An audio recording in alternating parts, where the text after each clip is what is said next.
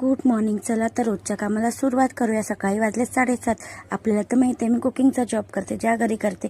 दीदी ऑफिसला जाते होते, टिफिन घेऊन जाते. तर बघूया आपण ह्या ऑफिस टिफिनमध्ये आज काय काय मेनू देत आहे. त्याच्या अगोदर मी ते चहा बनवून घेत आहे, दीदीला ब्रेकफास्ट देत आहे.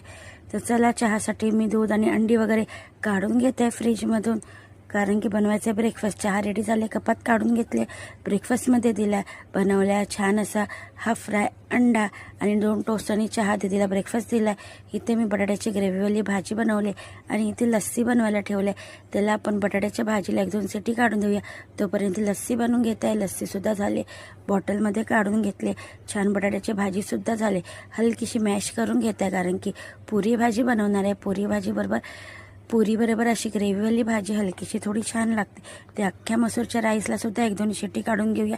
आणि इथे गरमागरम छान अशा पुऱ्या बनवून घेत आहे. पुऱ्या पण छान अशा फुगल्या आहेत, बघू शकता. दोन्ही साईडला मी ब्राऊन करून घेत आहे पुऱ्यांना. छान असं आपला एक साईड राईससुद्धा होत आहे अख्ख्या मसूरचा. तर चला अशाच 3-4 मी पुऱ्या करून घेतल्या आहे. छान आपल्या पुऱ्यासुद्धा रेडी झाल्या. अख्ख्या मसूरचा राईससुद्धा छान भारी दिसत आहे. कोथिंबीर ॲड केली. चला करूया ऑफिस टिफिन पॅक.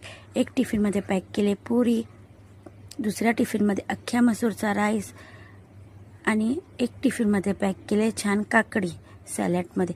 असा एक टिफिन पॅक झाला. त्याच्यासोबत दिली होती स्वीट लस्सी बॉटलमध्ये आणि एक डब्यात पॅक केलं होते पुरी भाजीची भाजी येल्लोवाली आणि फ्रूटमध्ये दिला आहे बनाना.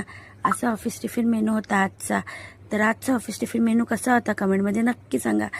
आणि रोजच्या प्रमाणे टिफिन वगैरे छान पॅक करून ओठा गॅस क्लीन करून जात आहे मी नेक्स्ट जॉबवरती. तर बघू शकता वरती मी माझं यूट्यूब चॅनल आपल्याला मेन्शन केलं आहे स्क्रीनवरती.